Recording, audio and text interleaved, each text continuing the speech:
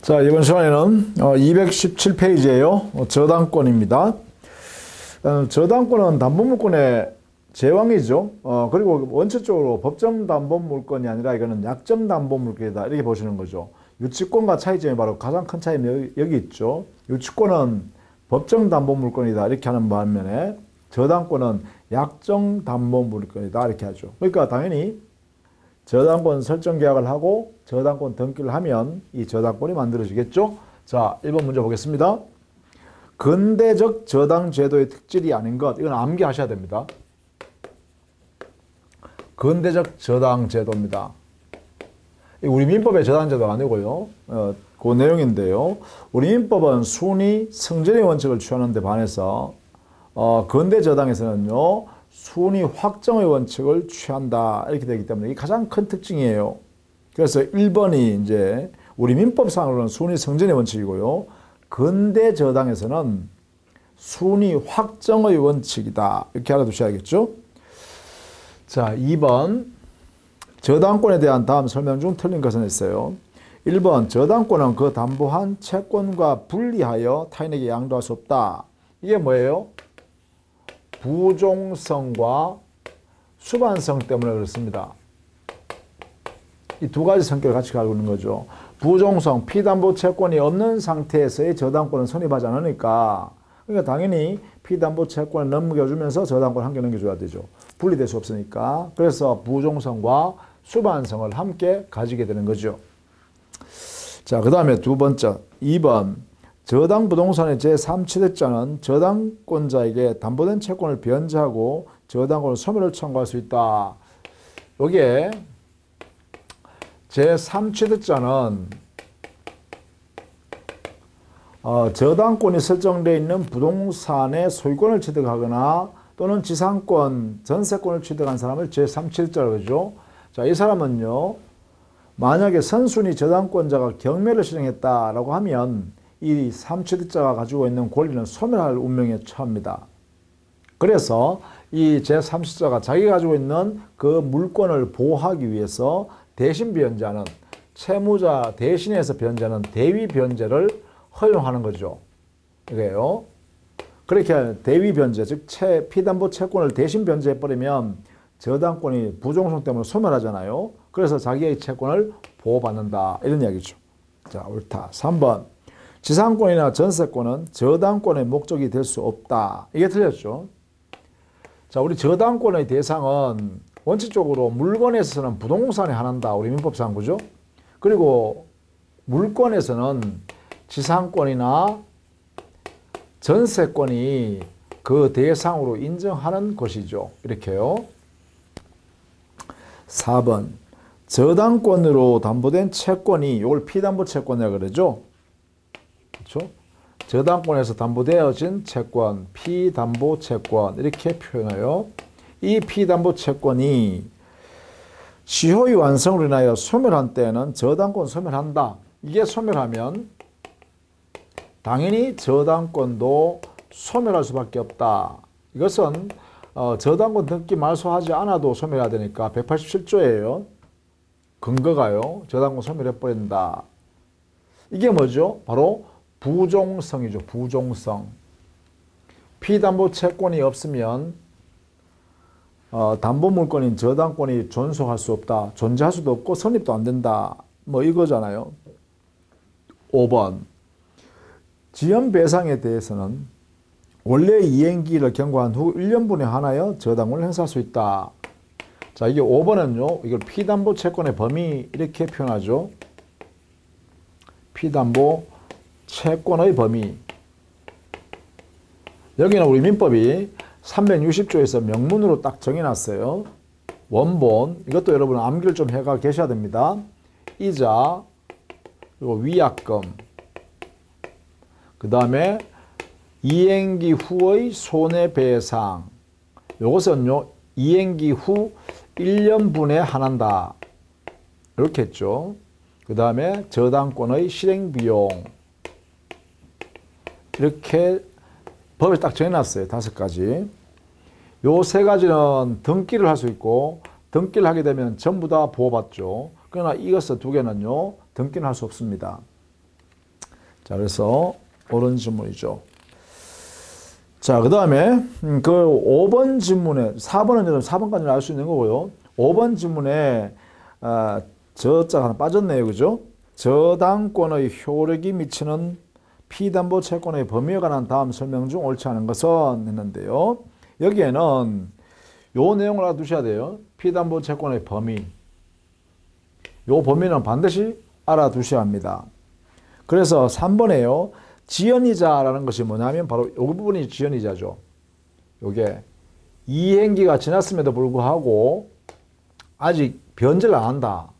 채무자가 돈 빌려간 걸 변제해야 되는데 변제를 안 한다. 그러면 이것은 바로 손해배상인 것은 바로 지연배상 또는 지연이자 다 같습니다. 같은 말이죠. 이렇게 이것을 말한다. 그죠? 자, 그래서요. 자, 1번 원본과 이자는 제한 없이 담보한다. 그렇죠. 원본과 이자, 뭐 위약금 이런 등기되어 있으면 제한 없이 다 담보돼야 되죠. 그 다음에 2번 위약금은 그것이 손해배상의 예정이든 위약벌이든 등기되어 있는 한 저당권에서 담보된다. 이 벌써요. 저당권은 등기를 하게 되면 이 원본이자는 등기 당연히 할 수 있고요. 위약금도 등기 약속할 수 있어요. 등기가 되어버리면 이것도 역시 등기된 내용 전액에 대해서 보호된다. 3번 지연이자는 원본의 이행기를 경과한 후 1년분의 하나므로 1년분의 하나죠. 원칙적으로. 그죠? 자, 여기서 1년분의 하나다는 것을 채무자는 1년분의 지연이자만 변제하면 족하다가 아니라 자, 여기에요. 요 조심해야겠는데 요 1년분이란 것은 제3자와 관련되었을 때만 그렇습니다.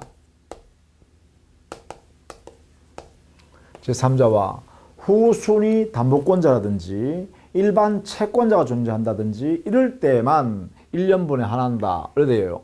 따라서 이 1년분은요. 채무자가 변제할 때는 1년분, 2년분, 4년분 필요 없어요. 이행기 후 지금 5년 동안 만약에 채무를 이행하지 않았다. 그러면 그것도 전부 다 지연 이자를 다 붙여서 변제해야죠. 그래서 채무자는요. 1년분에 하나다라는 요 제한을 받지 않습니다. 채무자는 전액을 변제해야 됩니다. 전부를 이렇게 하죠. 그래서 3번이 틀렸네요.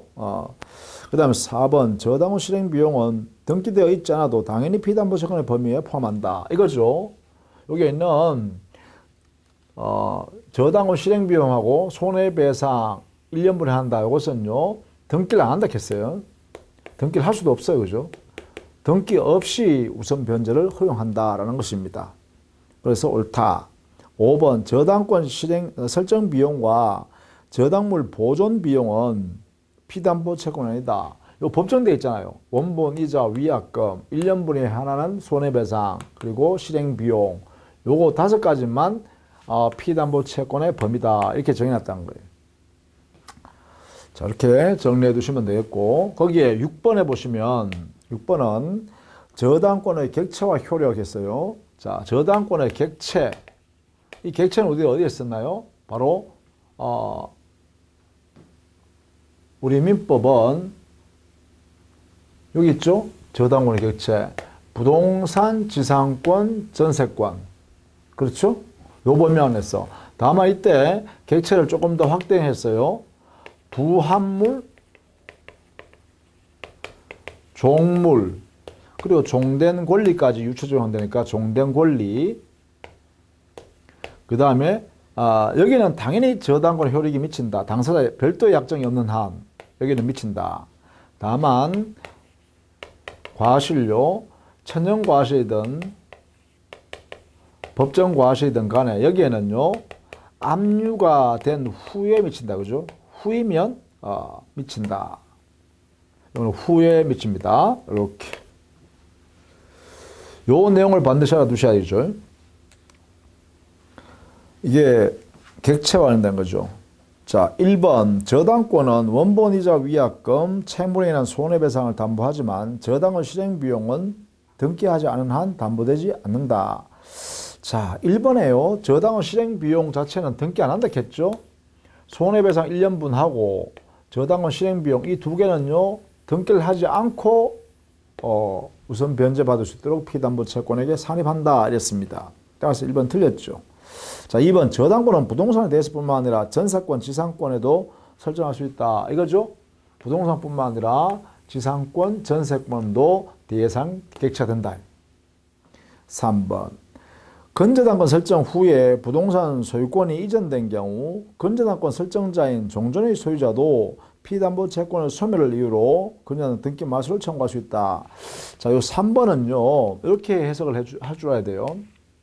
종전의 건저당권 설정자, 종전의 설정자죠. 그러니까 이 설정자는 당연히 계약 당사자였잖아요. 그죠? 계약 당사자이기 때문에 채무를 변제했단 말이야. 그러면 채무 변제하면 계약 당사자도 저당권, 건저당권 다 줬습니다. 건저당 저당권을 설정 등기를 해줬잖아요. 설정 등기를 행하였다. 그죠? 행하였다.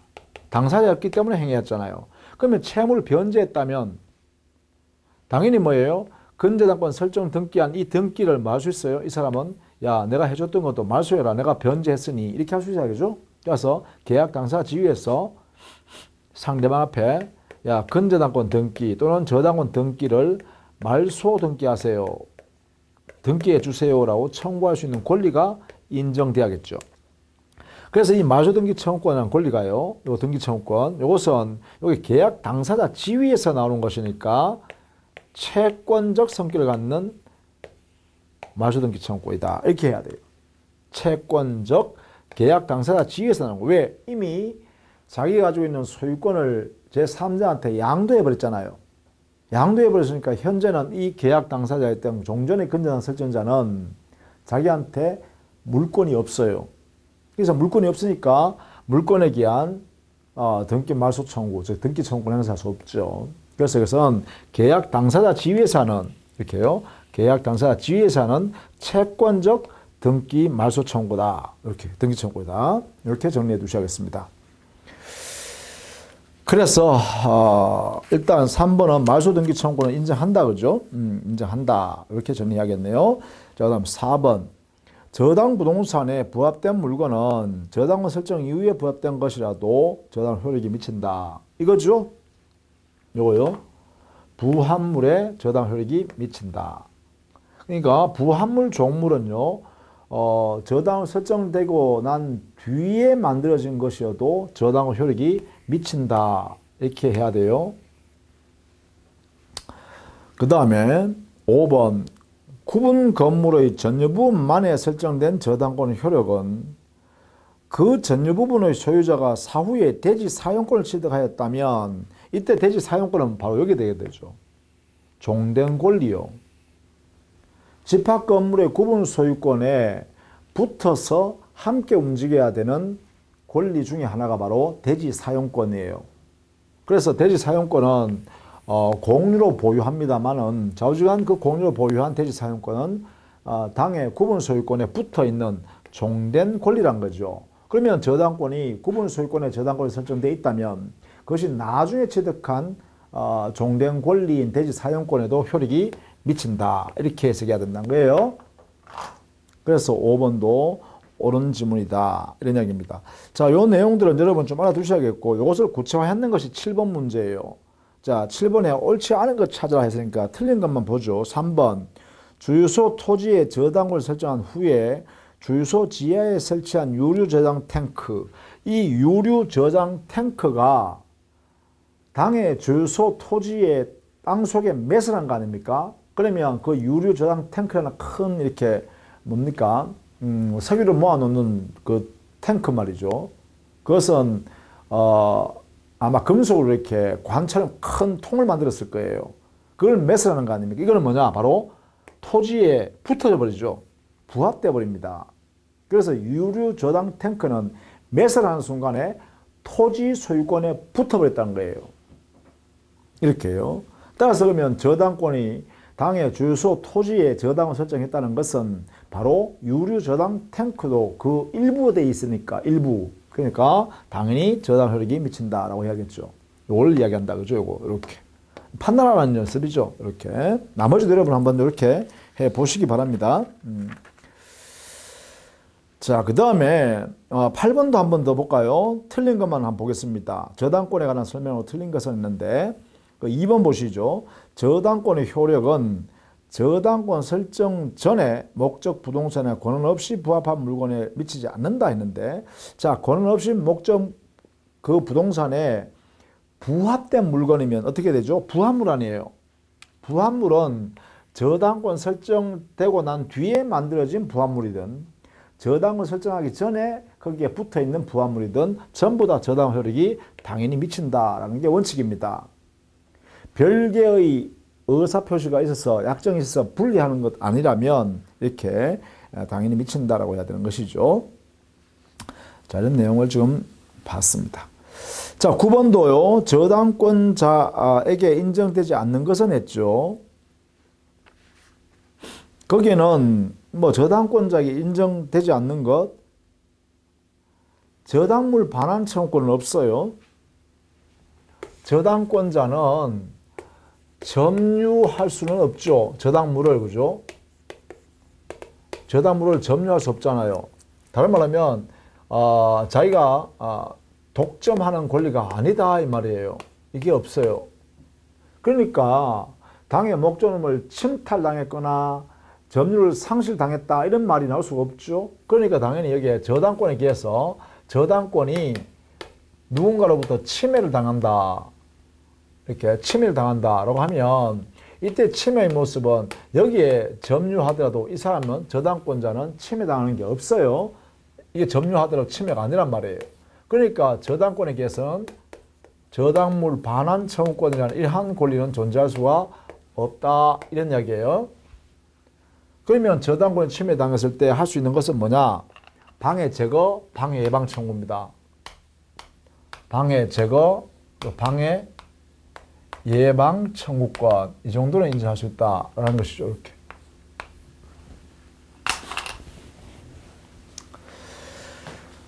자, 그 다음에요.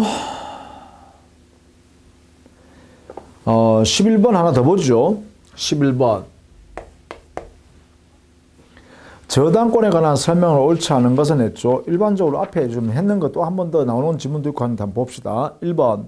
저당권 설정자는 채무자에 한하지 않고 제3자로도 무방하다 했는데, 자, 우리는 저당권 설정 계약의 당사자입니다. 설정 계약의 당사자. 이 당사자는 저당권 설정자하고요.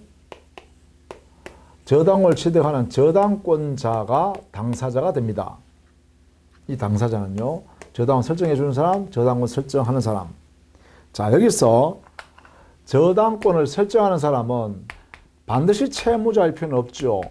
제3자가 자기 부동산 위에다가 저당권 설정해줘도 무방하니까요. 이때 제3자를 뭐라 그러냐? 이걸 물상보증인이라고 해요.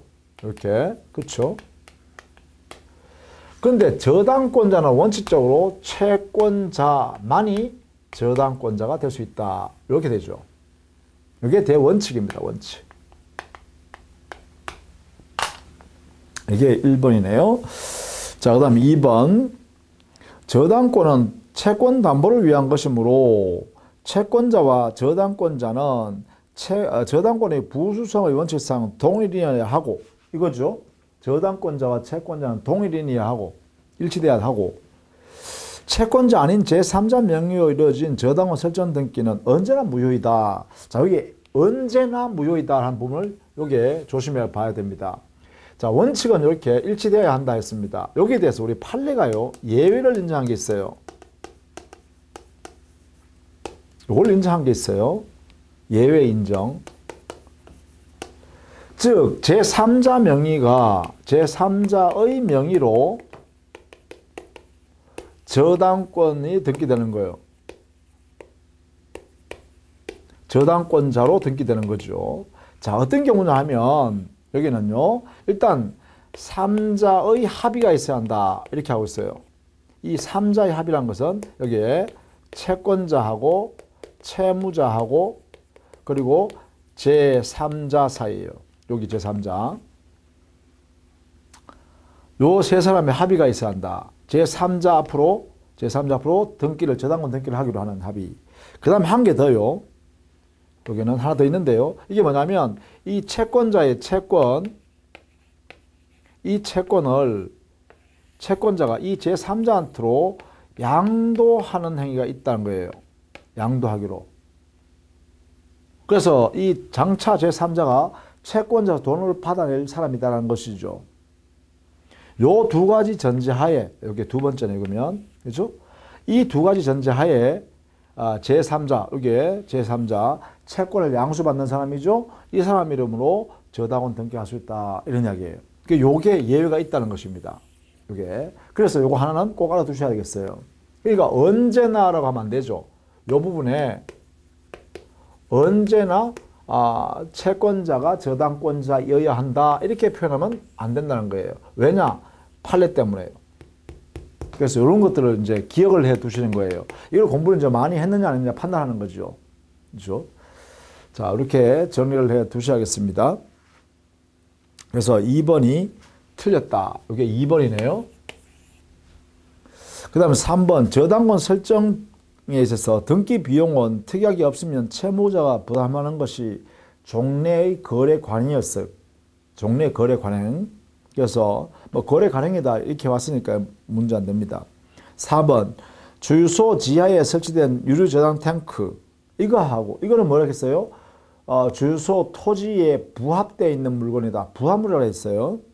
그 다음에 건물에 설치된 주유기 주유소에 있는 주유기는 종물이라고 합니다. 종물.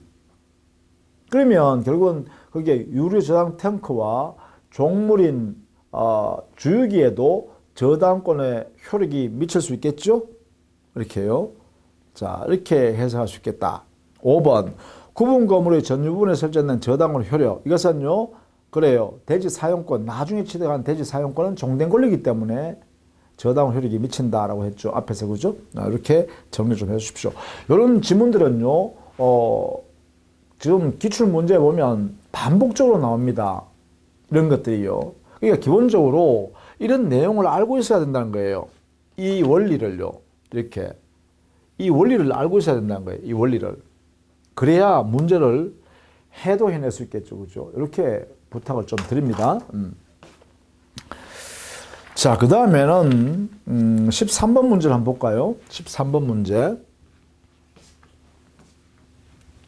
자, 13번 사례 문제네. 그죠?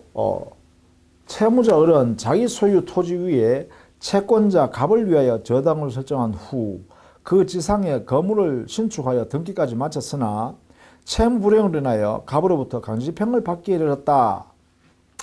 옳지 않은 것은 했죠.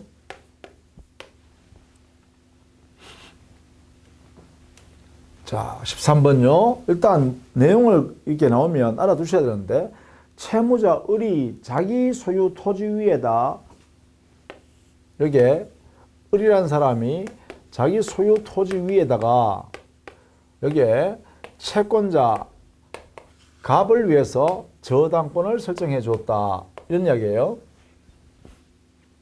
이렇게. 자, 이렇게 1번 저당을 설정한 뒤에 그 다음에 이제 그 을이란 저당권 설정자가 그 위에다가 건물을 지었죠. 건물을 신축해서 이렇게.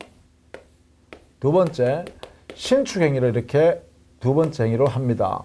누가요? 을이 신축했어요. 을이. 그러면 이 건물 소유권은 을이 소유권을 원시 취득하죠. 여기는 민법 187조에 의하여 등기 여부를 따지지 않고 소유권을 취득합니다.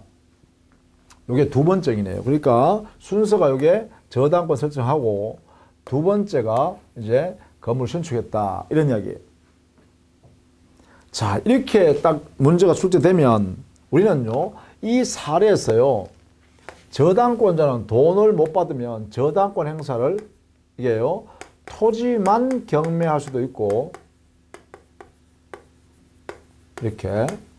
그 다음에 토지뿐만 아니라 건물도 함께 이걸 우리는 일괄해서 경매할 수 있다.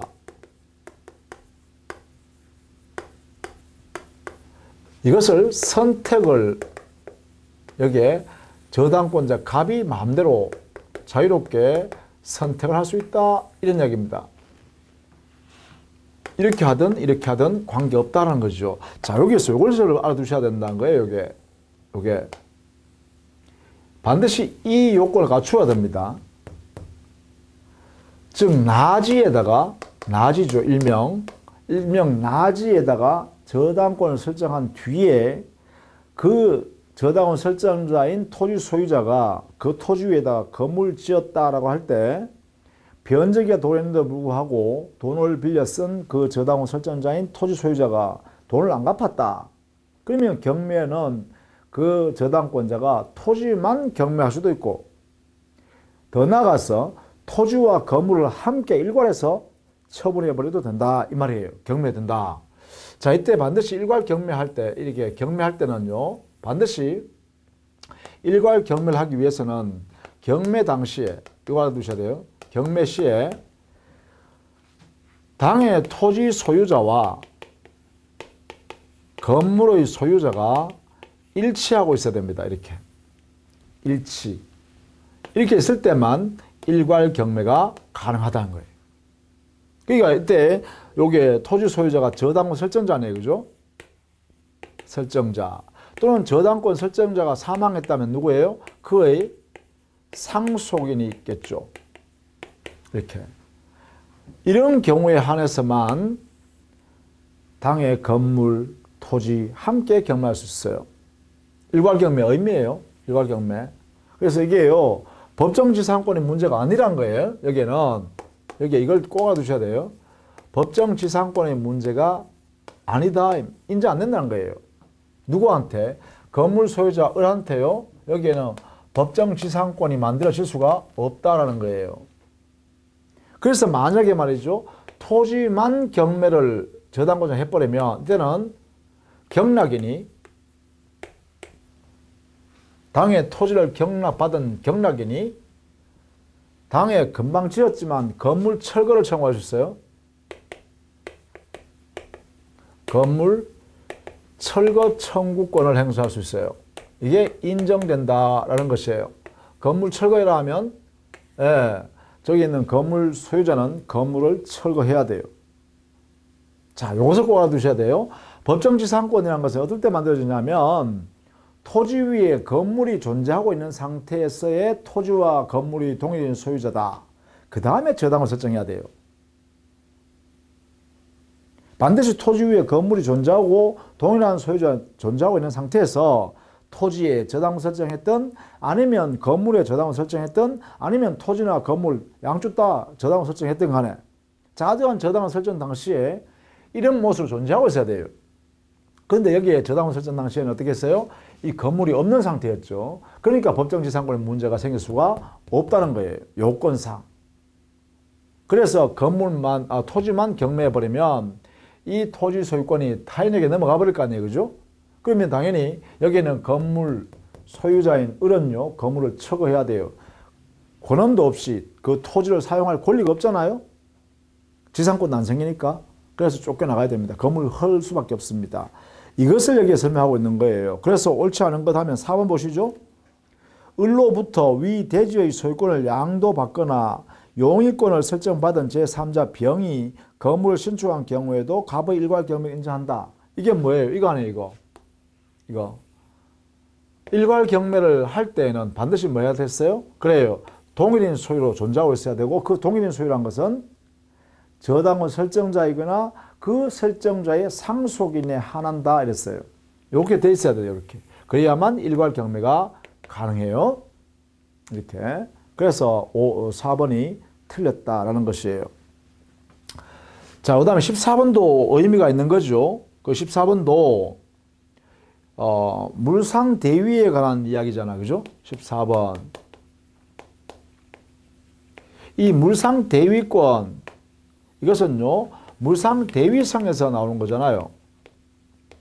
이 물상 대위성이 인정된다는 것은 어떤 의미죠? 바로 우선 변제적 효력이 인정되는 담보물권이어야 되고 그래서 저당권에게는 인정되죠. 인정되니까 대위성이 있고 대위권이 발생할 수 있어요. 이때요. 이 대위권이 만들어져서 행사되려고 그러면 그 전제가 뭐냐? 당에 우선 변제를 받을 수 있는 대상 목적물인 당의 담보물건의 물건, 대상물이요. 대상물이 멸실, 훼손, 공용준수로 인해서 가치 변형물인 권리가 발생해야 돼요. 그 물건이 없어지는 대신에 저당권 설정자, 담보권 설정자한테 권리가 발생해야 돼요. 돈을 받을 수 있는 권리. 이걸 뭐라 그러냐면 우리는 그것을 가치 변형물이라고 그래요. 즉 물건, 저당 목적물, 여기는 저당권이니까 저당물의 가치 변형물이, 이 변형물이라 하지만 이 물은 사실은 권리입니다. 권리. 이게 발생해야 돼. 만들어져야 돼. 이게 만들어지면 이 위에 저당권이라는 이 권리가 있죠. 이 권리가 이 위에 존재하는 거예요. 원래는 이 물건 위에 있었는데 이렇게 물건. 이 물건이 없어져 버리니까 그러면 이 권리가 우선 변제받을 수 있는 저당권을 소멸할 겁니까? 이렇게 소멸해야 돼요. 그런데 소멸하지 않고 가치 변형물을 이렇게 물건 대신에 돈 받을 권리를 이렇게 만들어져서 저당권 설정자가 딱 취득하고 있더라 하면 야 너는 물건 없어지는 대신에 너는 물건 대가로 돈 받을 권리가 있구나. 그러면 그 돈 받을 권리에 내가 가 있을게. 이렇게 가는 것을 우리는 물상 대위성이라고 해요. 그러면 물상 대위성에서 이 저당권자가 우선 변제받는 방법이 뭐냐? 물상 대위권 행사하는 거예요. 그러면 우선 변제받기 위해서 물상 대위권을 행사하기 위한 요건은 뭘까? 하나 더 있어요. 이게 뭐냐면 이 가치 변형물인 권리가 지급 인도되기 전에 의무자가, 채무자가 이 저당권 설정자한테 이 권리 가지고 있잖아요. 저당권 설정자가. 저당권 설정자가 가지고 있는 권리를 실현하기 위해서 채무자, 의무자가 급부이행을 하기 전에, 이걸 지급 인도하기 전이라고 그래요. 지급 인도하기 전에 반드시 압류되어져 있어야 됩니다. 이 권리 행사를 못하게.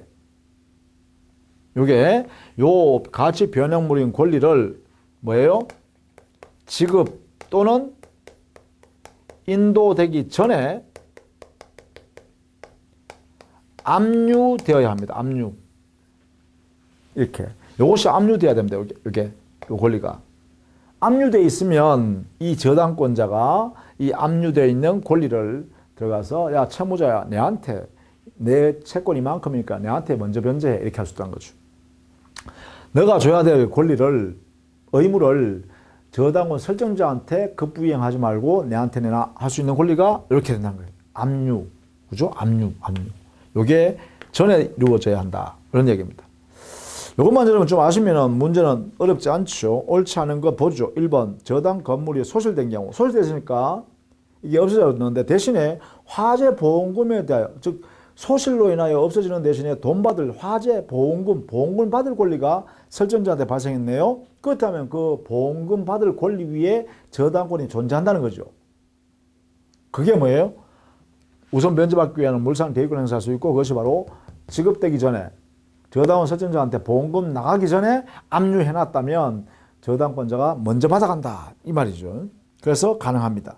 2번에 타인이 저당 목적물을 훼손한 경우 이것도 마찬가지죠. 훼손했기 때문에 저당권 설정자가 야 너 나한테 내 물건 부수었으니까 돈 내놔 할 수 있는 권리가 발생하잖아요. 이것도 역시 마찬가지죠. 3번 설정자가 저당 목적물을 매각한 경우. 자, 매각한 경우는 되지 않습니다. 매각해버리면 저당권이 당의 매수인, 양수인한테로 그냥 가 있잖아요. 그죠? 그렇죠? 그러니까 여기 가치 변형물로 나타나야 되는데 저당 목적물을 팔고 그 저당을 설정해 준 사람이 대금을 받았다라고 하면 자, 소유권이에요.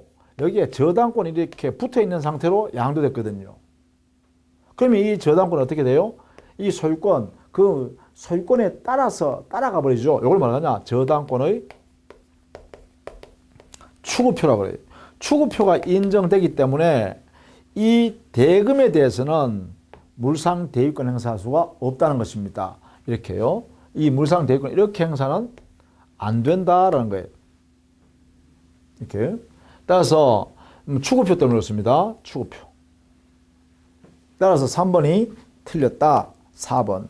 물상 대위는 이와 같은 원인으로 발생한 청구권 위에 효력을 미치는 것이지 금전 기타 물건 그 자체 현실적으로 효력을 미치는 것은 아니다. 그렇죠? 바로 이 권리가 실행되기 전에 압류한다는 것은 바로 이 권리 위에 미치는 거다라는 것이죠. 그래서 4번 의미를 잘 알아두세요. 5번.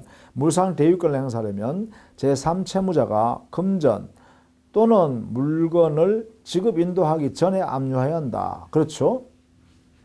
제3채무자는 뭐냐면 저당권자의 채무자는 돈 빌려간 사람이잖아요. 그리고 이 저당 목적물에 누군가 침해했다면 그 제3자가 뭐예요? 제3채무자 되는 거죠. 저당권 설정자한테 변제해야 되니까. 그렇죠? 그런 의미입니다. 따라서 옳은 질문이다. 이렇게 되겠죠. 자, 여러분이 이제 그렇게 나면 어느 정도 이해가 좀 됐죠? 그 다음에 우리 사례 문제 17번 문제를 한번 풀어보겠습니다. 17번. 갑은 을에 대한 금전 채권을 담보하기 위해 을의 X 토지에 저당을 취득하였고 그 후 병이 그 토지에 저당을 취득하였다. 자, 여기는 저당권이 두 개예요. 갑이 1번 저당권을 취득했고 을 토지 위에, 그죠? 그 다음에 그 후에 병이 저당권을 또 취득했어요. 그죠? 그럼 2번 저당권이죠? 이렇게 되는 거죠. 17번 보면 이 내용을 잘 보셔야 됩니다. X 토지 위에 여기에 1번 저당권으로 여기에 갑이 가지고 있고 그 다음에 2번 저당권으로 여기에 병이 가져왔죠. 이렇게. 그렇죠?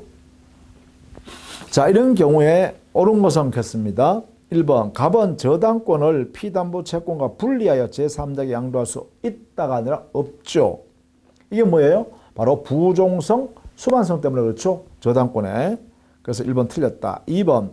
을이 갑에게 이행기에 피담보 채무 전부를 변제하면 갑 명의의 저당권은 말소 등기를 하지 않아도 소멸한다. 그렇죠. 여기에 채무자가 을이에요. 을 채무자. 이 채무자가 이렇게 변제해버렸다라는 것은요. 이렇게 변제. 채무를 변제해버리면 피담보 채권이 소멸하죠. 그럼 이 저당권은 뭐예요? 부종성 때문에 이 저당권이 소멸할 수밖에 없죠. 그럼 여기에 저당권 등기는 아직 남아있지만 저당권이 이미 소멸했잖아요. 부종성 때문에. 그죠? 그러니까 이건 뭐냐. 등기 말소하지 않아도 저당권 소멸하니까 187조의 적용을 받는 거죠. 여기는. 그죠?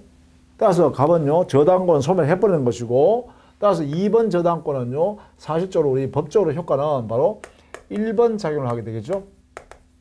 이렇게요. 1번 작용하기 때문에 이 작용은 뭐예요? 순위승진이라고 한다. 그죠? 이게 우리 민법의 태도란 거죠. 순위승진이 인정된다. 이렇게 됩니다. 이 순위승진을 1번 작용하는 걸 뭐라 그래요? 이거는 권리의 변경이다. 그 중에서도 권리의 작용 변경이다. 이렇게 표현하죠. 따라서 2번이 옳은 지문이다. 3번. 저당권 등기는 효력 존속 요건이므로 아니에요. 우리 민법은 등기의 존재라는 의미는요. 등기.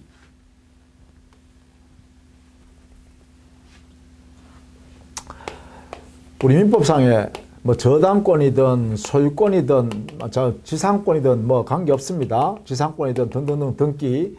어떤 등기의 존재의 의미는 뭐냐? 이것은요. 물권의 효력 발생 요건입니다. 효력 발생 요건이에요. 어디 있어요? 민법 186조에 보면 법률 행위에 의한 저당권, 뭐 지상권, 뭐 소유권 이전 이런 것은 법률 행위에서 이루어질 때는 반드시 뭐 해야죠? 당에 등기해야 되잖아요. 이때 등기가 만들어져야 된다는 거잖아요. 존재해야 된다. 이 말은 바로 당에 그 부동산 물권의 효력이 발생하기 위해서 필요한 것이지 이 효력이 발생된 효력이 존속하기 위해서 필요한 요소다는 아니라는 거죠. 존속 요건은 아니라는 거죠. 그러니까 저당권을 등기를 해서 저당권 취득했다가 저당권 취득했어요. 이게 만약에 병이라는 사람이 돈을 빌려주고 저당권 설정자와 합의하에 저당권 그 부동산 위에 등기가 됐습니다. 그러면 병은 저당권 취득했습니다. 그런데 만약에 저당권 설정자가 위법하게 서류를 전부 위조해가지고 저당권 등기를 말소해서 이렇게 저당권을 없애버렸어요. 등기부를. 자, 이렇게 등기를 없앴다라고 해서 병이 취득한 이 저당권이 소멸하고 없느냐 이렇게 물으면 아니라는 거죠. 여전히 병은 저당권을 보유하고 유지되고 있다 이 말입니다. 이 의미가 뭐냐?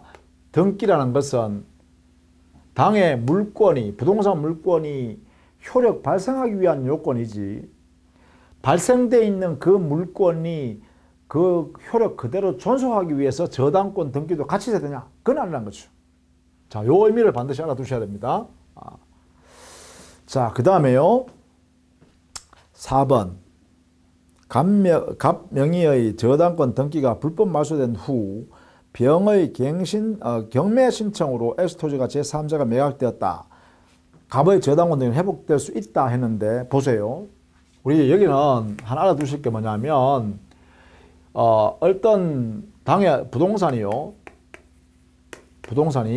여러 개의 저당권이 이렇게 저당권이 등기가 되어 있어요. 이렇게. 그런데 이 부동산이 어떤 사유로 경매가 되었다. 경매가 되어서 경락이 되었다. 경락이라는 소유권 이제 넘어가겠죠. 넘어가 버리면 어떻게 되냐.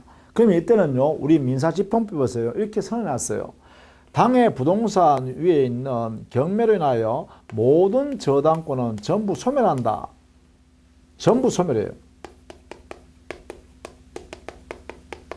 소멸되고 순위에 따라 배당받는다. 변제받는다는 거예요. 순위에 따른 변제. 다 소멸되고요. 이거 대원칙이란 거예요. 이렇게. 요거는 보통 소재주의 이렇게 표현하기도 해요. 민사집행법에서 이렇게 선언해놨어요. 그러니까 저당권이나 담보물권은 다 소멸해버린다는 거예요. 설령 일반 채권자가 경매했던 아니면 3번 저당권자가 경매 신청해서 경락되었던 관계없이요. 다 소멸한다. 이런 이야기예요. 그러니까 당연히요.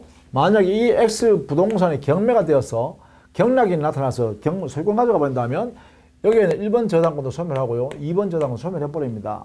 그 다음에 경락 대금에서 1번 저당권자가 1번 순위로 배당받아가고 남으면 2번 저당권자한테도 준다 이 말이에요. 그러면 당연히요.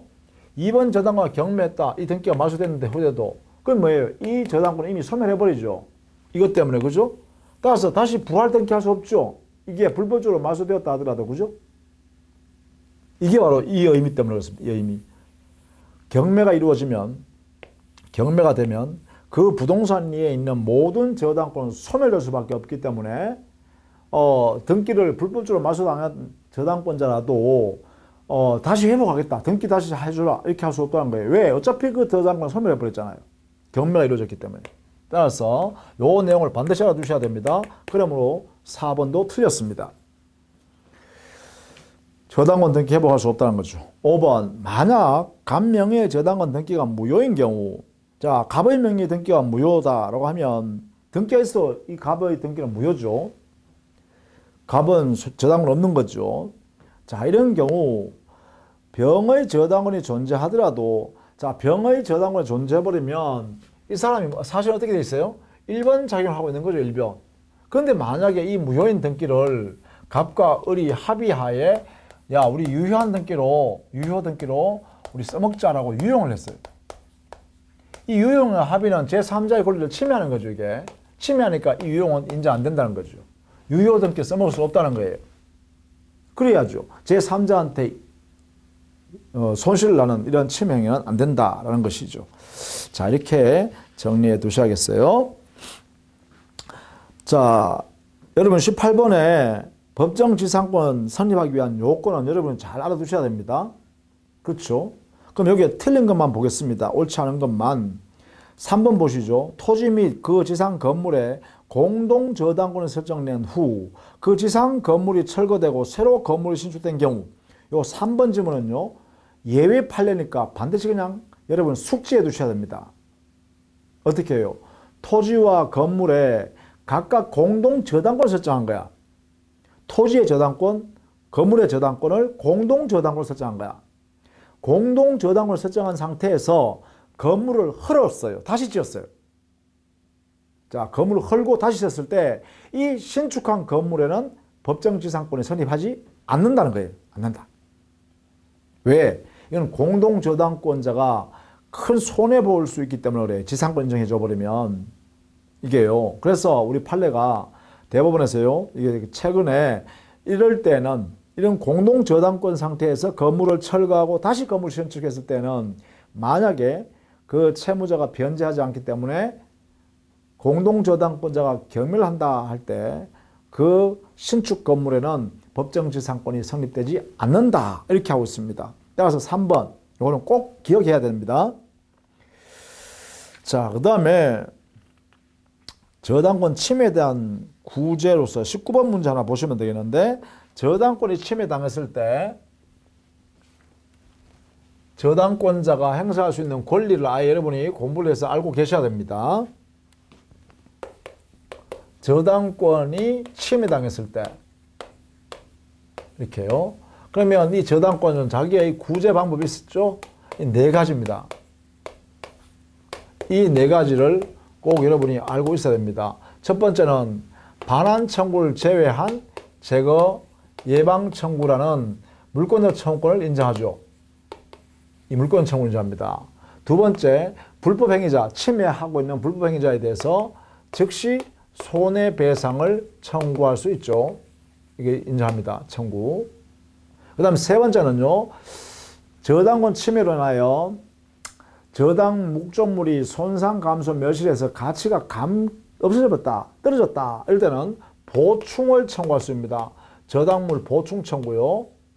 자, 이것은 보충 청구는 반드시 저당권 설정자에 대하여 하는 거예요. 그러니까 저당권 설정자의 귀책 사유가 있고, 이 귀책 사유 때문에 저당권 설정자가 귀책 사유로 인하여 당의 저당물의 가치를 떨어뜨렸다거나 멸실시켰다는 거죠. 그럴 때 저당권자가 저당권 설정자한테 보충해 줘 라고 요구할 수 있어요. 그리고 만약에 채무자가 귀책 사유로 인하여 당의 목적물 가치를 손상했다 하면 이때는 기한이익을 상실해 가지고요, 즉시 변제를 바로 청구할 수 있도록 해버립니다. 이렇게 이걸 행사할 수 있도록 해요. 이렇게 채무자한테. 자, 이 네 가지가 저당권자한테 인연돼요. 시험에는 여기 잘 나오겠죠. 반환 청구 안 된다라는 거 하고, 그 다음 하나 더요. 이 보충을 청구권 행사할 때, 요거 행사할 때요. 자, 보충 청구권 행사할 때는 손해배상 청구를 함께 행사할 수 없고요, 즉시변제 청구를 함께 행사할 수 없어요. 이렇게. 요것만 행사해야 돼요. 보충 청구권만. 요것만 행사해야 돼요. 왜냐하면 보충을 받아버리면 손해가 안 생기기 때문에 손해배상 청구를 못하고, 보충 받는다는 것은 변제기 이행기 도래할 때까지 채권자인 저당권자는 이자를 받으면서 그냥 저당권 가지고 있겠다는 거거든. 돈을 지금 당장 변제받지 않겠다는 뜻이잖아요. 보충 청구권이라는 의미가. 그러니까 즉시 변제를 함께 행사하면 안 되겠죠. 모순되죠. 그래서 우리는 결론적으로 말하면 저당권자인 채권자가 보충을 청구할 때는 손해배상이나 즉시 변제 청구는 행사할 수 없고, 뭐 제거 청구 전으로 하겠죠. 요거 하고 요거 하는 거죠. 같이 할 수 있겠죠. 이렇게는 할 수 있겠다. 이렇게 정리하시면 돼요. 그러면 여러분 답이 금방 보여주죠. 5번에요. 저당권의 침해로 인해 손해배상 청구권은 저당권을 실행하여 실제상의 손해가 확정된 후가 아니면 이를 행사할 수 없다고 했는데, 요 손해배상 청구는 제가 뭐랬어요? 즉시 청구할 수 있겠죠? 즉시. 이 즉시란 말은 뭐예요? 손해가 발생하면 바로 청구할 수 있다는 거죠. 다른 말하면 경매 실행할 때까지 기다릴 필요가 없다. 기다릴 필요가 없다 이 말이에요. 저당권 실행 경매까지 기다릴 필요가 없다. 뭐 이런 의미를 갖고 있다는 것이죠. 자, 그렇게 정리해 두시면 되겠죠. 자, 그 다음에 21번 한번 볼까요? 21번. 저당권의 우선 변제 효력이네요. 우선 변제 효력은 뭐예요? 그래요. 기본적으로 일반 채권자보다는 우선한다라는 것이죠. 이게 저당권 우선 변제 효력이에요. 잘못된 것은 1번 저당권자는 저당 목적물이 아닌 채무자 일반 재산에 대해서 집행할 수 없다가 아니라 1번 자 저당권자도 채권자잖아요. 그렇죠? 돈 받을 수 있는 채권자 아니에요. 그러면 저당권을 행사하는 것이 아니라 채권자 일반 채권자 지위에서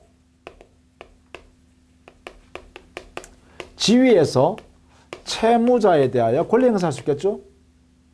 야, 변제해라 청구할 수 있겠죠? 다음 이때는요.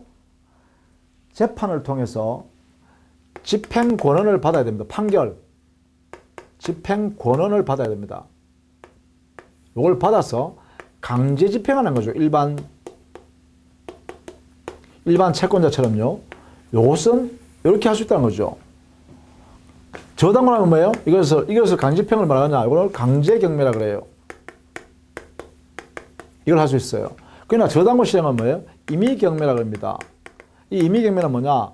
법원의 집행 권한을 받지 않아도 돼요. 채무 이행기가 지났는데도 불구하고 채무자가 변제 안 하면 저당권자가 바로 법원에다가 이 부동산 경매 주세요. 이렇게 신청하면 된다는 거예요. 바로 직접 경매 신청. 곧바로. 변제기가 지나면 곧바로 행사할 수 있다. 이런 이야기예요. 그러니까 이거 차이가 있죠. 여기는 판결을 받아가지고 집행권한 이것을 판결 정본을 만들어서 집행권한테 집행해 주세요. 이렇게 해야 된단 말이에요. 이런 차이가 있다. 그러나 어쨌든 간에 채권자 지위에서 이런 행위는 할 수가 있다 이 말이죠. 그래서 1번이 틀린 거죠. 알아두셔야 됩니다. 2번 저당권자는 저당 설정자 일반 채권자에 의한 저당 부동산에 대한 간집행을 막을 수는 없죠. 그렇죠. 일반 채권자가 부동산 경매할 때 자기가 갖고 있는 저당권 거기에 저당 목적물을 경매하더라도 어쩔 수 없다는 거예요. 다만 자기가 우선 변제받아 나가면 되죠. 3번 선순위 저당권자의 변제에 충당하고 임여가 없다면 후순위 저당권자의 경매 청구를 허용되지 않는다. 이걸 뭐냐? 과잉 경매라 그래요. 후순위 저당권자가요. 한 푼도 받을 권리가 없어. 계산해 보니까 딱 보니까 선순위 담보권자가 다 받아가는 그런 거야. 근데 선순위 담보권자가 아직 변제에 도래하지 않았어. 근데 후순위 담보권자가요. 경매 자격 신청했어요. 근데 신청해서 배당받으면 1번 저당권자, 1번 선순위 저당권자 다 변제가 받아버려. 그럼 남는 돈은 하나도 없어. 그럼 이때는 후순위 저당권자가 경매할 필요가 없잖아요. 오히려 이거는 선순위 저당권자의 권리를 침해하는 거죠. 왜? 이자 받을 수 있는데 변제기 도래할 때까지, 그죠? 이걸 우리는 과잉 경매라고 그래요. 이건 금지합니다. 허용하지 않습니다. 이것도 여러분 참고 삼아 알아두시면 좋겠죠. 그 다음에 4번에 저당 목적물의 소유자가 체납하고 있는 국세. 자, 여기에 당해세의 경우에는요. 예컨대 증여세, 상속세 같은 당해세의 경우 국세는 법정 기일 전에 설정된 저당권 채권보다도 우선하게 되고요. 그러나 일반 국세는요. 그래요. 저당 채권에 우선하지 못합니다. 이게 원칙입니다. 당해세 한해서만 저당권보다 언제나 우선해요. 증여세, 양도세, 증여세, 상속세 같은 거. 그 외에는요. 법정 기일 전에 설정된 저당권이 우선합니다. 그래서 4번은 옳은 이야기입니다. 5번 저당 목적물에 부과된 당해세는 그 법정 기일 전에 그래요. 설정된 저당권에 대해서도 우선한다. 그래서 4번과 5번은 모순되지 않습니다. 다 옳은 말입니다. 그래서 같이 알아두시면 되겠다라는 것입니다. 자, 여기까지 하고요. 저당권 나머지 부분은 또 다음 시간에 계속할게요. 자, 수고 많으셨습니다.